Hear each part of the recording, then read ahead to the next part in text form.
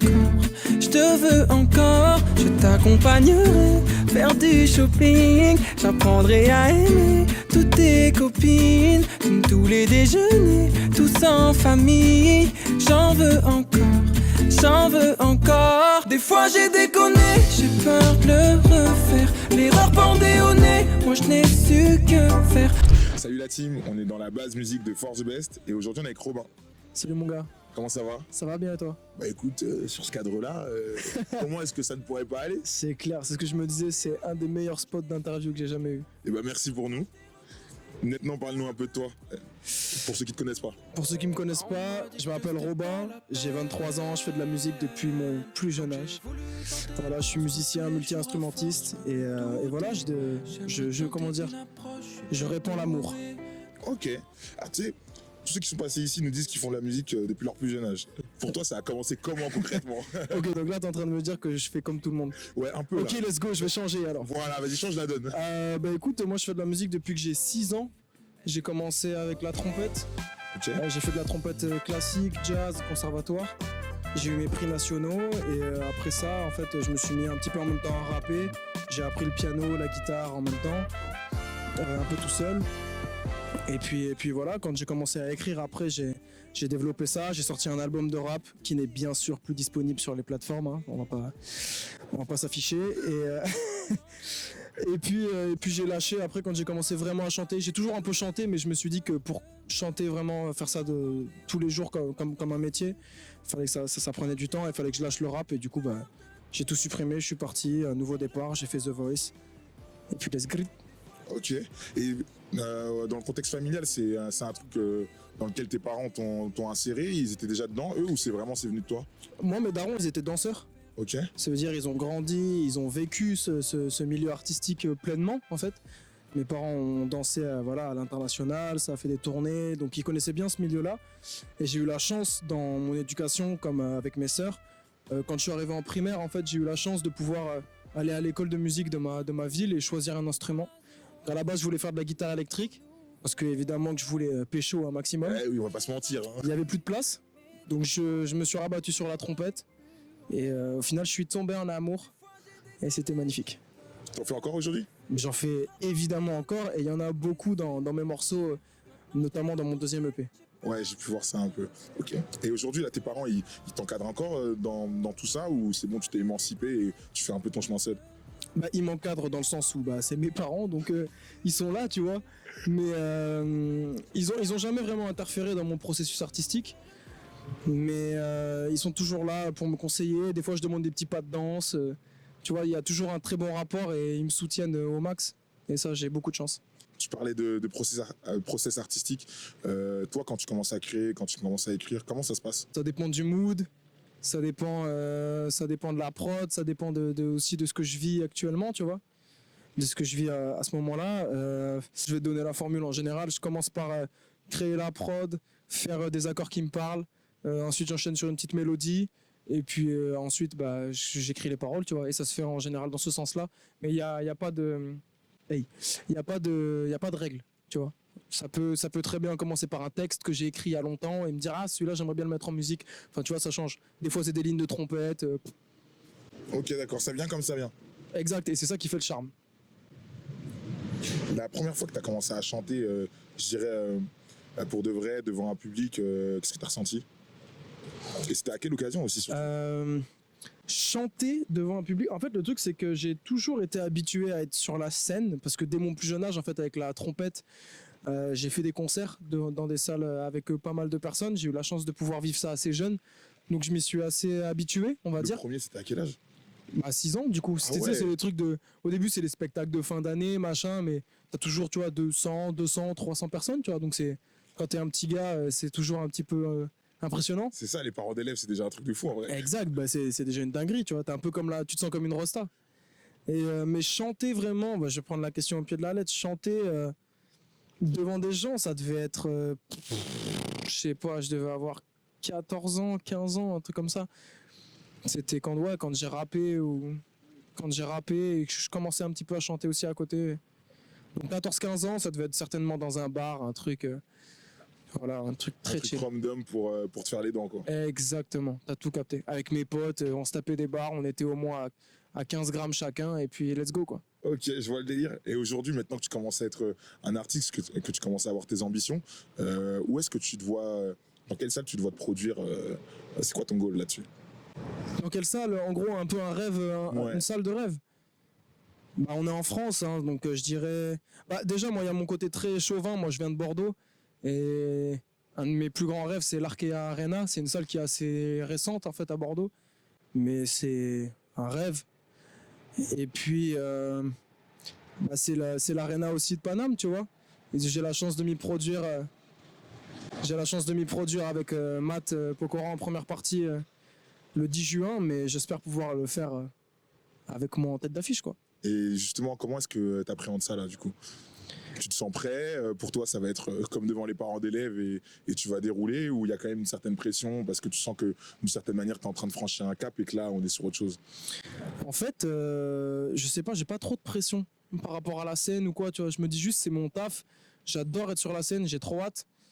Je stresse pas, j'ai pas trop peur. Je travaille évidemment beaucoup, tu vois, pour que le show soit quand même qualitatif. Mais j'ai pas d'appréhension. Ok. Je suis un peu là comme un lion en cage, tu vois, et j'ai hâte d'être libéré pour pouvoir cracher mon feu. Matt, c'est quelqu'un avec qui tu travailles depuis un moment, je crois. C'est quoi votre relation? En fait, bah, à la base, la relation, elle était très professionnelle, hein, tu vois. Enfin, ça, moi, j'ai composé sur son album, j'ai fait 10 titres. Donc franchement, c'était très professionnel à la base. Et puis, plus on s'est vu, plus on a été amené à, tu vois, à se côtoyer avec le taf et tout ça, plus on s'est lié un petit peu, tu vois. C'est un petit peu comme un grand frère spirituel, je dirais. Tu vois, c'est quelqu'un qui, j'aime bien ce qu'il a bâti, tu vois, et j'aimerais bien marcher dans ses pas sur certains aspects de sa carrière, tu vois. Donc non, ouais, c'est un grand frère spirituel, je dirais. Ça fait partie des artistes qui t'inspirent? Qui m'inspire, ouais, je pense que c'est des artistes qui inspirent, que ce soit artistiquement ou humainement, tu vois. C'est des gens qui sont là et depuis longtemps, c'est pas pour rien. Et en fait, c'est des exemples. Et sur le plan artistique, il y en a d'autres comme ça qui t'inspirent, qui influent peut-être sur ton style? Je vais pas te mentir, j'ai pas envie de faire le mec ingrat ou quoi, ou rabat-joie, mais en France, pas trop. C'est plus, on va plus aller sur de l'international, mais encore une fois, c'est jamais des trucs très musicaux. C'est en général, c'est plus sur les personnes, sur l'humain, sur la vibe Ok. du gars, tu vois. Ok.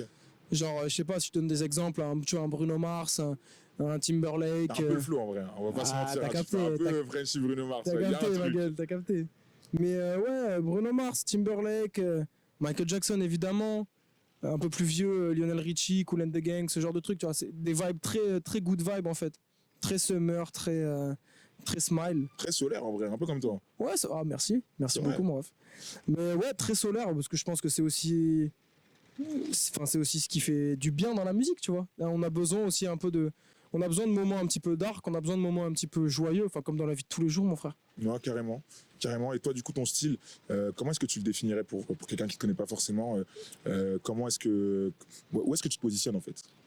Ben écoute, sur mon premier EP, qui s'appelle Premier Souffle, je me serais considéré comme un artiste de pop pur et dur, tu vois. Sur le deuxième EP, je dirais plus qu'on est sur de la pop urbaine, R&B, tu vois. C'est un truc un peu plus contemporain quand même, qui me parle plus, qui me ressemble plus. Évidemment, tu vois, on évolue. Mais c'est horrible, j'ai l'impression que c'est la phrase de tout le monde, c'est-à-dire cette EP, c'est vraiment moi. Mais si c'est le cas, pourquoi pas en vrai? Ouais, non, mais c'est ça, mais c'est que ouais, c'est une vibe un peu plus moderne, on va dire, mais Ok. que je kiffe tout autant. Et comment t'as été repéré en fait? Parce que on a bien compris que tu baignais quand même dedans assez tôt, mais à quel moment là on s'est dit lui, il y a quelque chose à faire avec celui-là? Bah, je pense que le début de beaucoup de choses, ça a été The Voice, hein, pour moi. Puisque quand j'ai participé à The Voice, j'ai eu la chance d'être repéré par Amel Bent. J'ai fait quelques étapes dans son équipe. Et quand je suis sorti, elle m'a tout de suite donné un contact, le contact d'une personne qui est aujourd'hui mon producteur. Ok. Et qui m'a fait confiance. Et big love sur lui, tu vois. Et elle, t'es encore en contact un peu avec elle? Je suis encore en contact, ouais, de temps en temps, bien sûr, évidemment. On s'échange de quelques petits messages, ouais. Quand même, t'es quelqu'un. Hein. Non, frère, vas-y toi. Et du coup, aujourd'hui, là, dans ton quotidien, tu arrives à vivre de la musique ou pas encore? Ouais. D'accord. Et Ouais, j'ai la chance de. Bah, c'est pour ça que je vis à Paris aussi, tu vois. C'est que moi, à la base, je viens de Bordeaux et c'était un petit peu aussi une condition. C'est-à-dire que si je viens sur Paris, c'est que ça m'apporte vraiment quelque chose et que je vais pouvoir en vivre et que je vais pouvoir me débrouiller sans avoir à aller à l'usine ou faire de la livraison ou quoi, tu vois. Je néglige pas du tout ces métiers-là. Il y a plein d'artistes qui font ça et force à eux, c'est trop dur. Mais je l'ai fait un temps et vas-y, c'est trop relou, mon frère. Et aujourd'hui, du coup, comment est-ce que tu gères ça c'est quoi, en fait, au final, être un artiste à ton âge?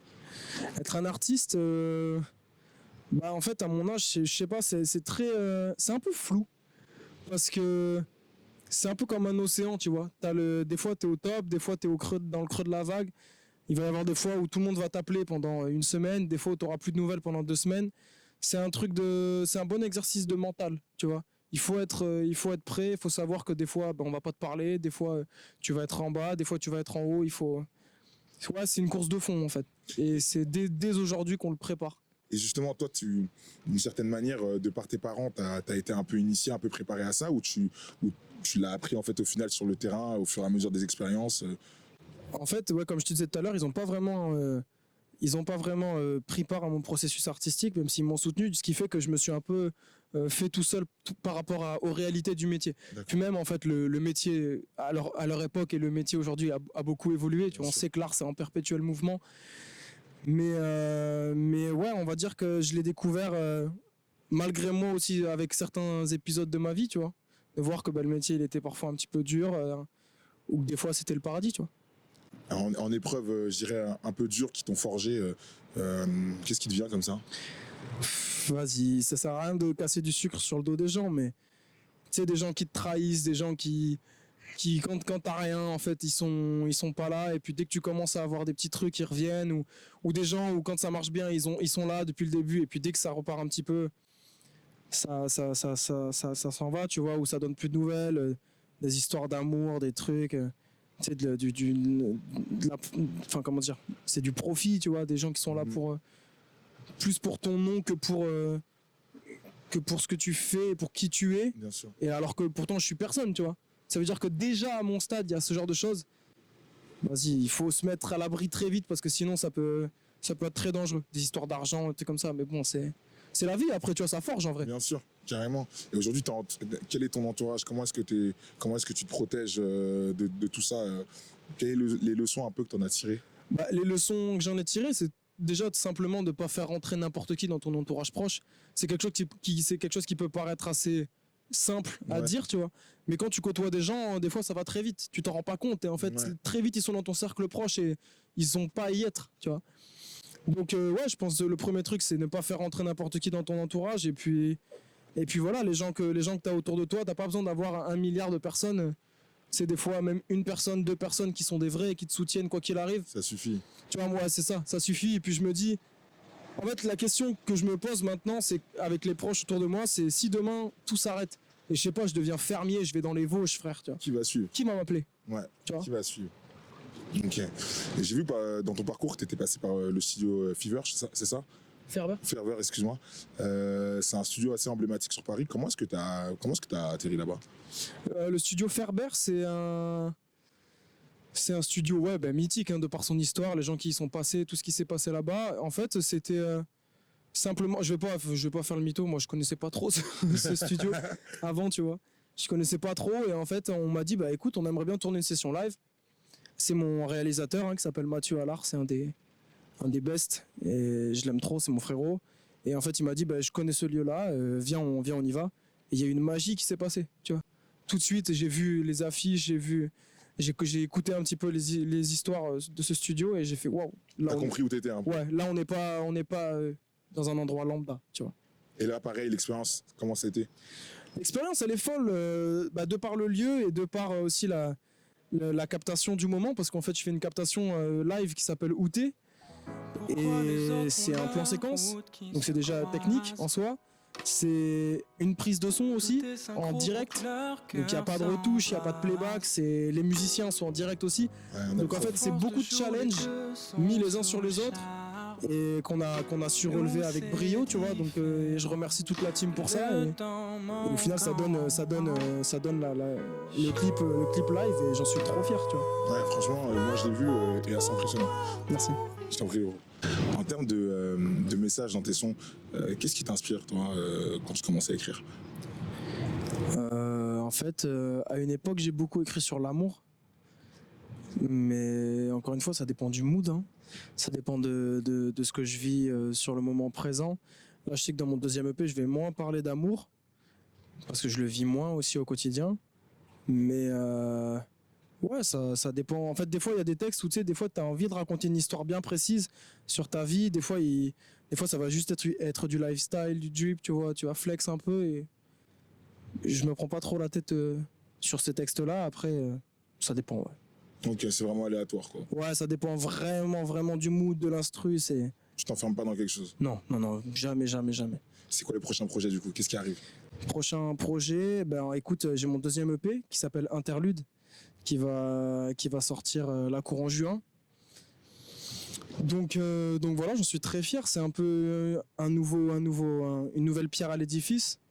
C'est un nouveau style, une nouvelle DA. Et j'en suis très fier et j'ai hâte que ça sorte. Et après, en termes de scène, ben là, je vais avoir la première partie de Math à l'Arena le 10 juin. Le 20 juin, je fais mon concert aux Étoiles à Paris. Mon premier concert avec en tête d'affiche. Enfin, en tête d'affiche, je suis tout seul, donc c'est mon concert, tu vois. Donc prenez vos places. Et puis voilà, quoi. Ok.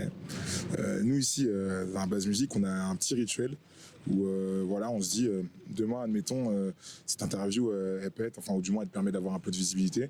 Est-ce qu'il y a un sujet ou un thème que tu aimerais aborder? Voilà, c'est ton instant, c'est ton moment, une thématique, quelques mots sur quelque chose.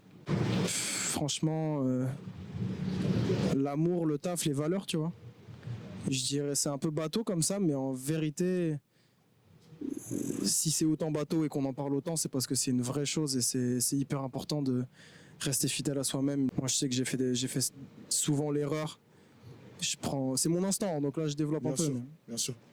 J'ai fait souvent l'erreur, tu vois, notamment en relation amoureuse, de changer un peu pour l'autre en me disant ah, elle m'aimera mieux comme ça, ou elle m'aimera mieux si je fais ça, ou si... Mais en fait, la vérité, c'est que non, tu vois. C'est que ce qui te construit, toi, c'est pour ça que la personne elle tombe amoureuse. Et c'est comme ça qu'il faut que tu restes. Faut pas chercher à changer pour quoi que ce soit. Ok. Une dernière question.